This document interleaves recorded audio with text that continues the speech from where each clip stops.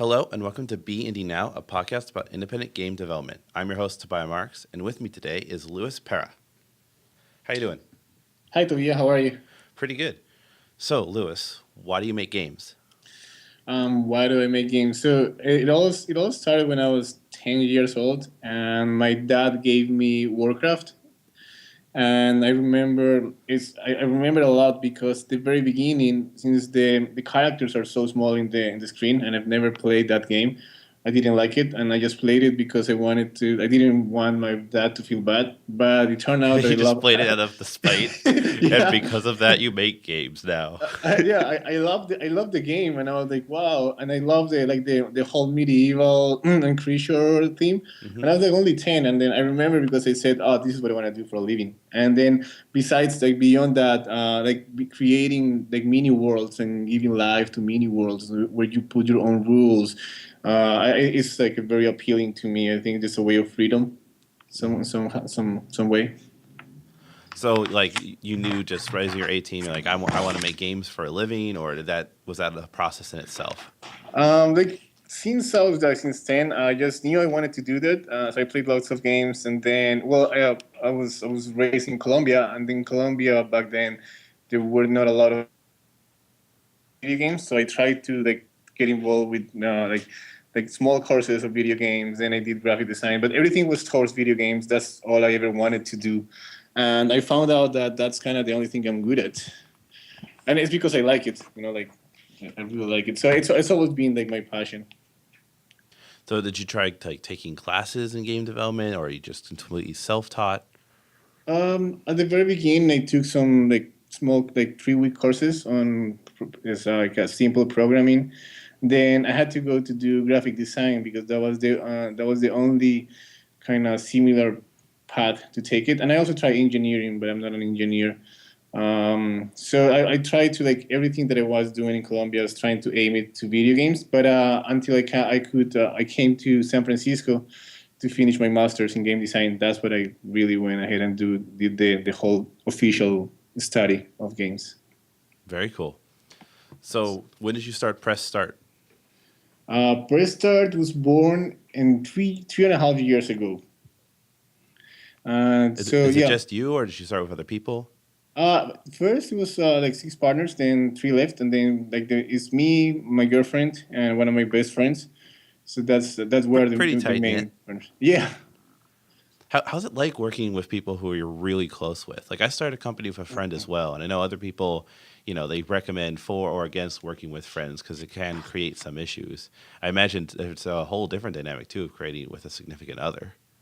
Yeah. It adds a lot because like you spend all your time together, but it's not really quality time. It's working time, and with your friends, like it's not like when there's hard times. Sometimes it's not very easy to talk about it when you get upset. hmm But for a lot of people, it's different. A lot of people say they'd rather not. For us, it's been great. We kind of develop this close family, when we trust each other. There are complicated moments, but overall, I think we kind of did the perfect match between the three of us. We were in a point that we all passionate about it. We could take the risk to do it, and then once you are in it, you just don't stop. So it's been great. I mean, it's been really good. Did you guys work together before Press Start, or was that your first time actually working together? It was our first time. Before it was all fun and friends. So, like, did you start with based around a project, or did you start like we're going to make this company now? We need to figure out what we want to do, or are we working on a particular idea? So when we really first started, we were like, okay, let's try to get some. We like our skills allow us to make mobile apps and web and then graphic design. So we were like, maybe we get some contracts to get some cash, but very rapidly, like 1 month in, we said let's just focus on games. Don't worry about the cash right now. And we did our first game, which was a game based on a real live event in Colombia. It was a funny event, and the event was already viral. We made the game, and the game went viral within like 2 days, and then we got 170,000 players in the first 2 weeks. What was the event? It was an old lady there in a city in Colombia. There is like it's like a railroad. Like it goes really up. like a vehicle on a cable, and it goes like from one point to another. So the drop is really high. So this lady was on top of that vehicle, and she got scared, and she started to say like the worst words ever. Like she was swearing like no, like we nobody had ever heard that bad swearing. It was crazy. Everybody was like, "Wow, she can Like swear." newsworthy event, crazy lady swearing. Yeah, she got famous in Colombia because of that. And then we did a game, and the game was basic. It was very simple. It was a Facebook game, and the game was you had a timer, and you had some keys, the arrows, and then we designed combos, and then you had to guess the combos, and with the combos you unleash the worst kind of swearing ever, and every combo gave you some points. So the goal was to get as many points as possible by Now, getting. now, were you like actually using swear words in this game, or were you just implying swears? Oh, we took there was a YouTube video here, so we downloaded the video. We took the actual clip of the video when she was saying Oh, the lovely. I'm sure that, well, I guess your target audience is the people who went viral to. It's okay if that offends a certain other audience. yeah, it was yeah, like people already knew about it, so it was like one of these things that gets you really hyper when you hear about it. You're like, wow, and then the immediate reaction is to tell your friend like, come check this out. So that's the reason it went viral. So you got this game. It got like some notoriety because you were at right place, right time, riding off this viral meme. And you're like, great, now let's make another game and market it, or did this game actually become something more serious? We had that. So in that moment, this next game we did was making fun of Charlie Sheen. Was when Charlie Sheen was having all the trouble. Oh, the tiger's blood stuff.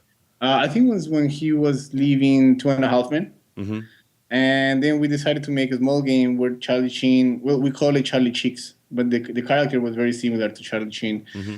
And then he was in a bar, and we had the main goal of the game was you have to give the character Charlie drinks so he can hook up with girls that were really ugly. And if you get Charlie drunk, Charlie starts to see the girl really pretty.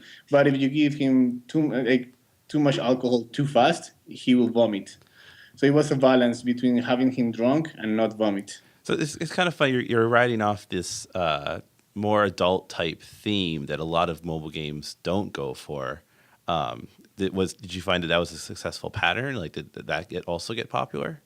That one didn't get as popular as the other one, and also because we didn't know a lot of people in the U.S. to make it viral. And but it was the people that played it, they enjoyed it a lot. It was like it raised some like funny like laughs. Hmm. In that moment, we were thinking, should we keep making these sort of games like take advantage of an event and try to go viral?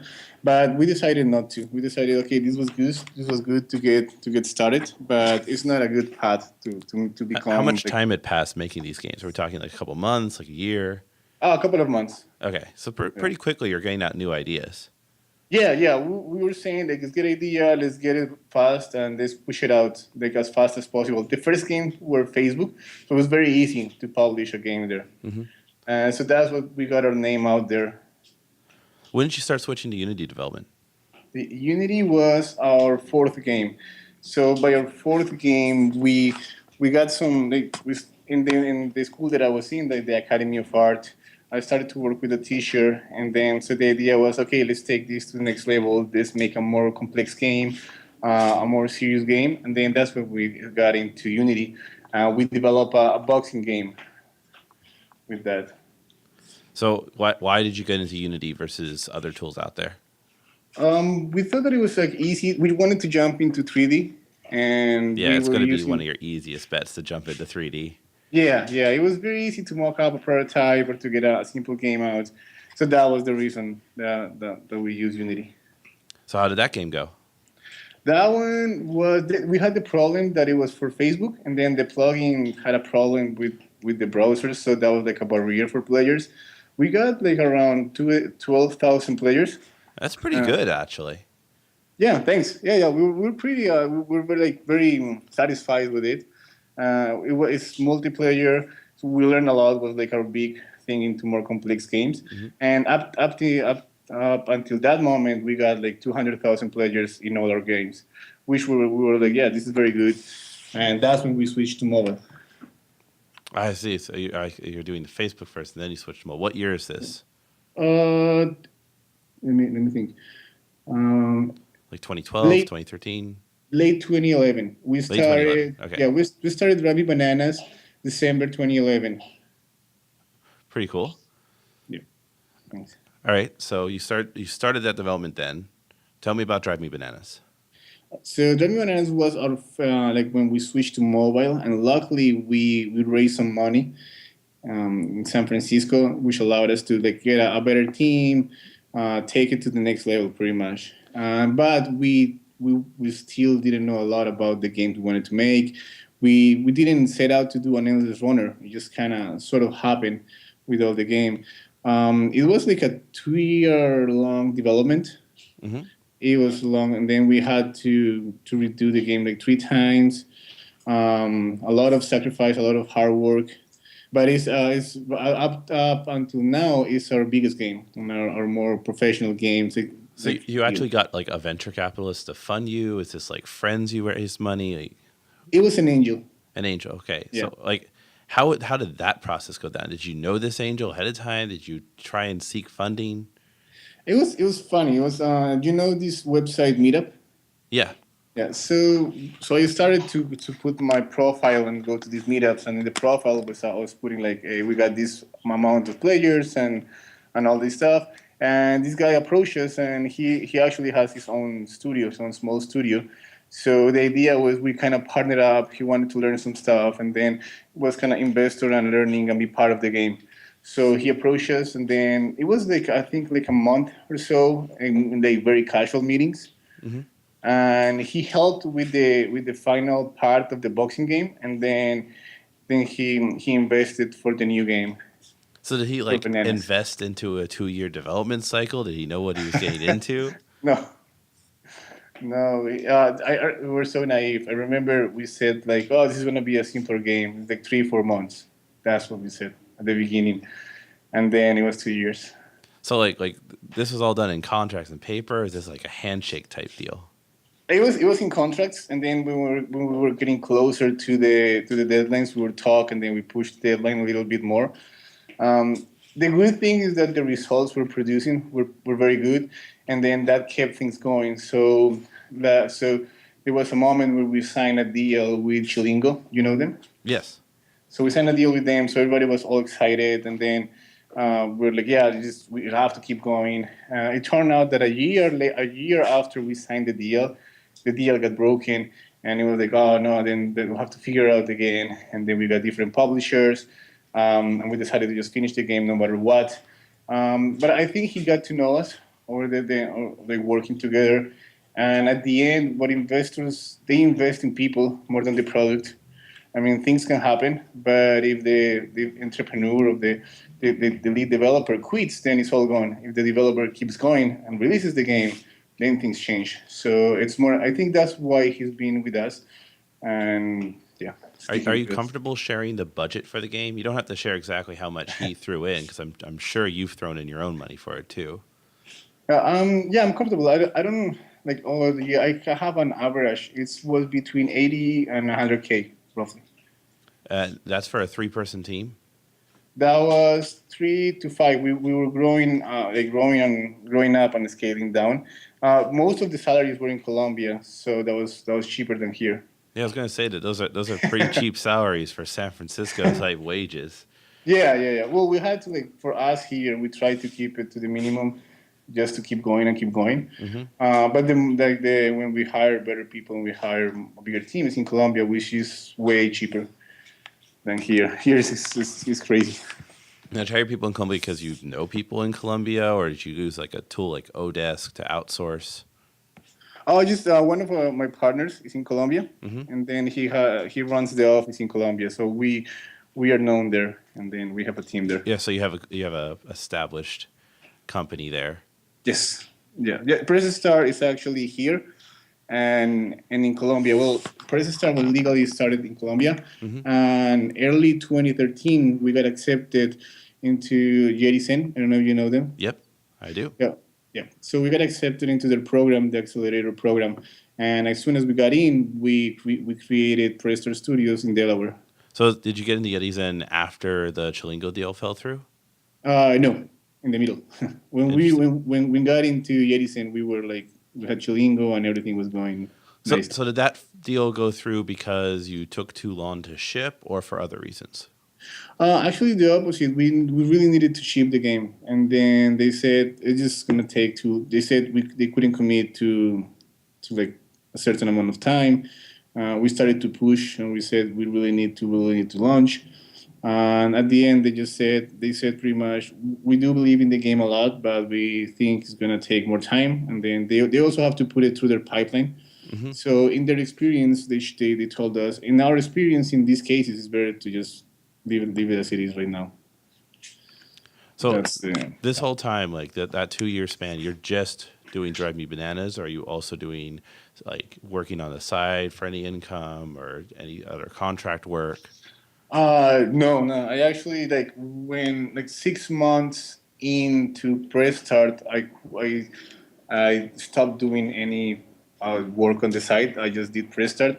We also created another company that is called Global Game Designers Guild. That is more like an association organization to help and educate and promote the Latin American game development community. Hmm. So through that, through other projects, we also got some income. Yeah, but it was all Prestar and that company. That's Pretty it. cool. Living the Thanks. dream.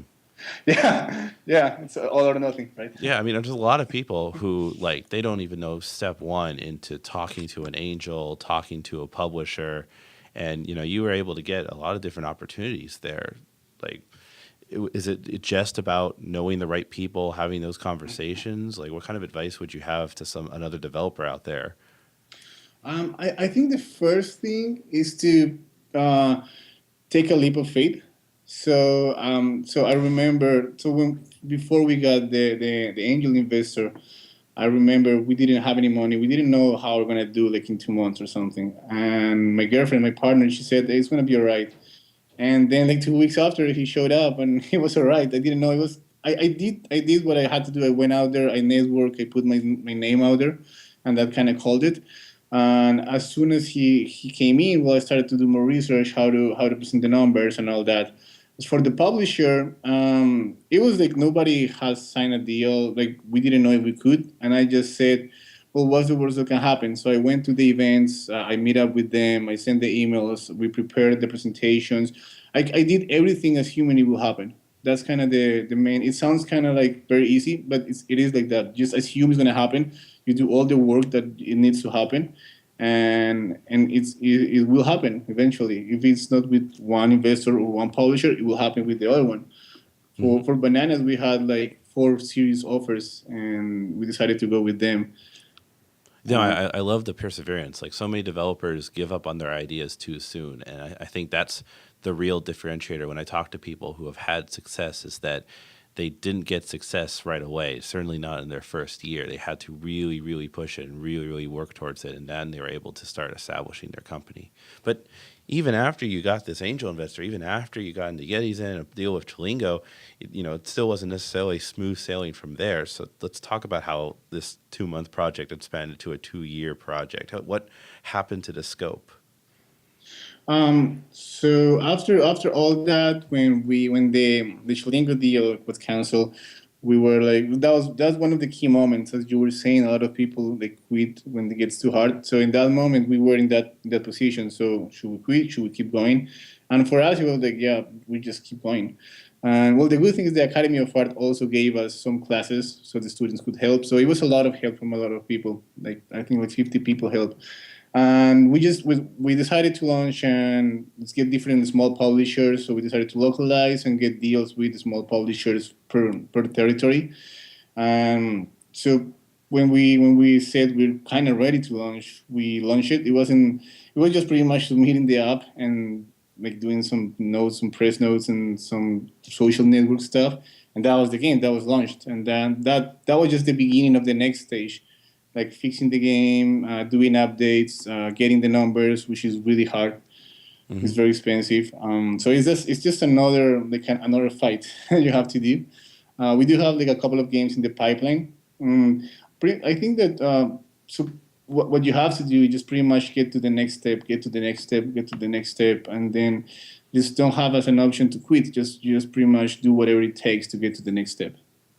Oh, like what was the download start? Did a bunch of people start downloading the game right away because you had this press, or did it take like a couple months for it to start picking up? We had like some publishers in Latin America did a push, and that started. We had some mouth to mouth virality, but it took longer than the Facebook games. And the problem is that it's very crowded right now. Mm-hmm. The space is very crowded, so we started to do different strategies to do it. Like we started to do some videos. So some videos telling the story of the game. So the videos got linked. So we got a distribution channel to YouTube. All the publishers do their own push with the press, and then using acquisition the traditional way. Mm-hmm. But it's been ups and downs. Sometimes we get big pushes. Like I remember there was some people did some purchases in the game, and that put the game up in the rankings of the top grossing, and that helped. Like that brings organic users, and then suddenly it goes down, and then you need to give it another push. So the Microsoft right now was a great push. Yeah, so let's talk about the Microsoft deal. What happened there? How did that start? The director of the game design school, the Academy of Art, knows Matt from Matt Harrington, Microsoft. my coworker. Yes, yes. And then this David Goodwin is the director. And then he told me that if we were interested in porting into Microsoft, and we're like, yeah, of course. And then Matt said that he played the game, he liked the game, he was interested. We're like, yeah, perfect. So it was pretty fast. We had a meeting with Matt over Skype, then with the developers, and they sent a phone. They gave us access to the Bespoke program, Mm-hmm. and we just started to do the. We needed to fix some stuff and then accommodate some SDKs and stuff like that. But we saw it as a new market, and new markets are always great because it brings new users, fresh users, and they're not so saturated as the other platforms. So we saw it as a great opportunity, and then Microsoft like helping us directly. That was great because that's the kind of push that is very expensive to get it on your own. Yeah, did your publishers, how did they feel about you wanting to get it out on the Windows Phone? They didn't say anything because we signed only iOS and Android. So what we did, we kind of break apart the versions, and then we signed only certain versions with some publishers. So we get the freedom of also self-publish and learn how to do it. Yeah, because when the publisher gets the contacts and everything, we are also interested in getting the contacts, so we self-publish in the future more and more. How did you like your publishing experience? I know that you may not want to talk in a public forum if you have bad things to say, but give me a general sense though. Do you think that getting a publisher is worth it, or do you feel that actually I could have done all this marketing, YouTube push, and all this stuff on my own? I think that for your first big game, it's good maybe to have a publisher if you don't have all the skills right there. So Chilingo helped us a lot. It took the game to a whole different level. They pushed us to be better, which is great. But the downside, what I think about with big publishers and startups, is a big publisher is a big corporation, and they move slower, which is normal for a big corporation. And a startup usually needs to move faster Mm-hmm. because of money. So I think it's not like necessarily a bad mix. I just think it's different ways of working. So if you're a startup and you need to ship fast, going with a big publisher is going to bring some issues because they will not move. You are not the first priority for them if you're an unknown game developer. So That's the problem. do you think that you would have been able to more rapidly iterate on the game if you didn't have a publisher, looking down your neck kind of thing? We could have launched faster, but it wouldn't have been the same quality. No, because you did get a good marketing push from them. Yeah, and then a lot of feedback, a lot of really good feedback. Mm-hmm. So What did they do after development? Did they like continually give you feedback and help out, or was it kind of like, oh, you had your launch and then they don't care about it too much? no, they do care. Like at least the Latin American publisher keeps sending waves of pushes when we release an update, or when like maybe for Android, for iOS. They do care because they know it's an ongoing process. The problem is if the game doesn't pick up as fast as they want, they will stop putting the pushes, like pushing the game, which is bad because Like if you research a lot of games, a lot of them have become famous like a year later, like Hmm. Angry Birds, Oh yeah, yeah, absolutely. whatever. It takes a lot of Yeah, time. yeah. Um, so like how fast are they looking for? Are they looking for top 50 within a month? Are they looking for X many millions of downloads? Like what kind of metrics are they judging you? One publisher said that if it didn't pick up this first 7 days, then that was it. And I'm like, Oh wow, man, that's 7 days? yeah, Like anything with enough marketing could get picked up in 7 days, like if it's really good, it still will take time to pick up. That just seems, I don't know. I'm yeah. I'm like the indie guy, right? So I'm like scoffing at that. I don't need publishers. No, and I agree with you. When I heard that, when I did research, I'm like, this is just not very well thought out. But if you see it from the other point of view, they have a lot of games, so they can afford to Well, do yeah, that. it's an investment thing for them because it's not a bad business model. It's just like pop music, right? I don't Yeah, hate pop music, but it is formulaic. There is a mathematical formula that they apply, and they find their stars, and they release the hit, and then they move on afterwards, and they don't care. And that's different than getting that band together that makes that awesome album. That's their passion, their music they've cared about their whole lives, kind of deal. And those bands can be successful too, and it can stand alongside the pop music. yeah, yeah, totally. And it's all. I mean, the thing that stick is when you persevere. That's the only thing that's going to stick around. If not, it just goes. It either never goes up, or it just goes up and goes down really fast. That's why I see a lot of people that like making games and then they all quit after the first game didn't pan out. And my conclusion is just you just didn't love making games. That's the only conclusion I get. If you love making games, you just keep going. It's got to be something that you do, money or not, right? I don't know. Yes. Like I don't think money is a bad goal, and there's definitely people who are in it for the money, and there's a lot of money to be made in games, a whole lot. But it's part of that perseverance. It becomes easier to persevere if it's something that you love. Because if you don't love it, then you have to persevere something through you don't love, and that's kind of a bad situation to be in. Yeah, yeah, I totally agree. Like when I discovered that I was good at working in games, whether it's business, development, design, and I discovered that it's not that I am not good at anything else. It's just I don't like to do anything else. So if I don't like it, I'm just not going to put the time you need to be really good at something. Hmm. And it's not like not a 9 to 5. It's a lifestyle. So for me, like Sunday, it's the same as Monday. I'll just have to do what I have to do. If I need to take a break in the middle of the week because I'm too burned out, I'll take a break in the middle of the week. If I have to work Sunday until midnight, I'll do it.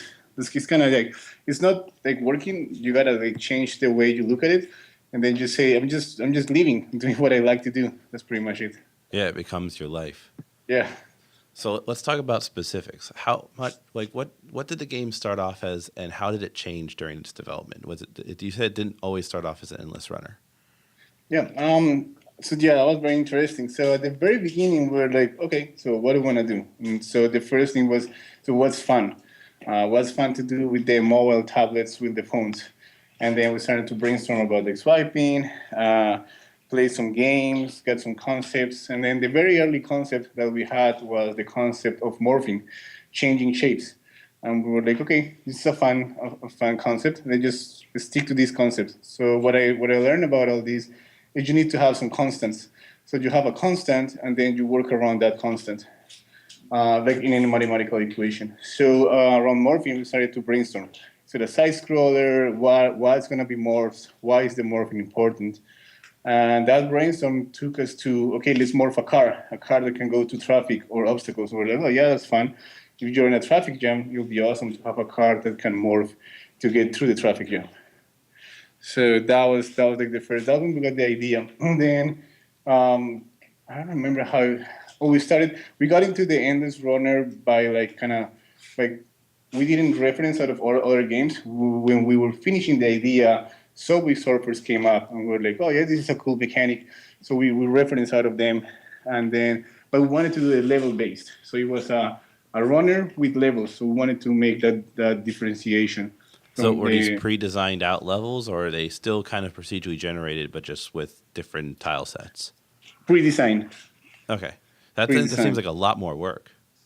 It was because I remember that before we sent the last bill to Chilingo when we signed the contract, I had to like work for 30 hours straight to get enough levels done, and it was not done the way it was supposed to be done. How many levels did you ship with? No, we when we sent the bill to Chilingo, we had like 50, but everything was taken out because we 50 or did 15? 50. 50. That is a lot of levels to ship, like right off the bat. Yeah, that was only for to sign the contract. And when Chilingo came in, they took away all the levels. They said it has to be endless runner. Mm. If not, it will not sell. So all the work was thrown out. I mean, there's an argument there of like a player will blow through those 50 levels and then they'll be done, right? They need something to keep engaging the player to keep them coming back. And unless you're releasing, a couple levels a week, it's hard to continuously engage. It's one of the things I ran into because I have a level based physics game, and we were updating every 2 weeks because we had to keep updating, otherwise our income stream was no more. Yeah, that's one of the issues with level based, and I think that's why endless game mechanics are more used for these games. So that I think that was the reason why Chilingo said just go endless and make it procedural. But that we had to redo the whole game logic in that moment. So, what would you say was the biggest change that you had? It sounds like a lot of change went through this game, but what was the Yeah. biggest change that you think you can say? Like, what fundamentally core idea, like, or maybe I should ask, what was left of the core idea by the time the game was finished? I think the concept of the car morphing that was constant through all the game. The idea that it was a taxi was at the very like the last 6 months. The biggest change when we had to redo everything was when we had to do change from levels to endless, but endless in a way that it was what's the word, procedural, and then with turns because we had to redo the game entirely. Like all the logic was has to be redone, everything. That was like the last year. So, what about after release? Has the game changed after it's been out? It changed a little. Yeah, it changed in a way that the story got more that we worked more in the story, which was good. And we started to tie it more like the concept of the monkeys with the world, with everything. It's I don't think it changed. It kind of evolved. Hmm.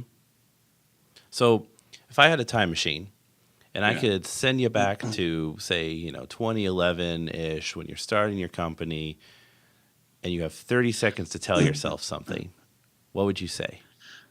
Don't try to reinvent the wheel, and you don't have to be super unique. Just kind of see what works and try to be unique within what works. At the very beginning, I was just trying to. I was like, I don't want to copy anything. I just want to be super different. That was my thought, and I was very stubborn about it. And then after everything, I was like, game mechanics are not going to go away. So a side scroller is going to be a side scroller. You just can make Limbo out of it, or you can make Mario Bros out of it. Well, I mean, it's Yeah, not just like, okay, well, take Flappy Bird, clone that equals yeah, success. Like, you yeah. It's have to not that. actually have a differentiator in why your game is good and fun. But at the same time, you don't have to completely reinvent the wheel, right? Otherwise, we'd still be calling them Doom clones and not first person shooters. Yeah, exactly. So that's what I think right now. The game mechanics, you use a known game mechanic, and then you innovate within the game mechanics. So for us, it's not a guy jumping and running; it's a car that is morphing. So that perception totally changes the game, and then Hmm. you can just build on top of that. But when you're trying to reinvent the wheel, it's a lot of work. Maybe sometimes you will be able to do it, like this guy's journey sort of did, but not so much. But yeah, that's what I would tell myself. Like, just don't be stubborn. Just think about getting a really good game out there instead of just being stubborn about reinventing everything. Very cool. Thanks. Thank you very much for telling the story of your company. I always like to wrap up the show by talking about games we've been playing lately, not just ones we've been making. Um, oh, sorry about that. My notification timer went off. Uh, so I've been playing Ratchet and Clank All for One. Speaking of games that are iterative instead of innovative, because it's basically the same, four-player type formula, a little Big Planet style, Yeah. but yet it's done in the Ratchet and Clank platforming game universe, and I'm a big fan of that. So that's been a lot of fun for me to play at parties Awesome. last few weeks. Um, I don't know if you've played it before or not. No, I haven't played it. Fair enough. But what games have you been playing? What when like at parties we play like Mario Party and then bowling, all those Wii games. I've been playing those a lot with like friends. I mostly play right now some Steam games. Trying to. I don't know if you know that one. Mm-hmm. And then on mobile, I play like different a lot of new games every week. Kind of research. And there is one that I was playing that is called Infection, which your goal is to infect everybody in the world with the disease you design, and you have to kill everybody. Which I don't know, It's it's like fun. reverse pandemic or something. Yeah, something like that. So Interesting. that's very fun. Very cool. So if you want to find more about the show, you can go to beindynow.com where you get past shows, show notes, cool stuff like that. If you want to find more about me, you can go to tobiahmarks.com. That's my blog where I have articles, stuff that you might find interesting, resources for indie game developers. Where can we find more about Press Start? Oh, press start. Let me send you. So pressstart.co and studios.pressstart.co. Studios.pressstart.co. Yes. Cool. You got a Twitter account? For press start, yeah. I mean, it's press start co at press start co. Very cool. Well, thank you, Lewis, very much for being on the show. Really appreciate it. Well, thank you very much for having me. It was great. It was great. For everyone else out there, go out and make some games.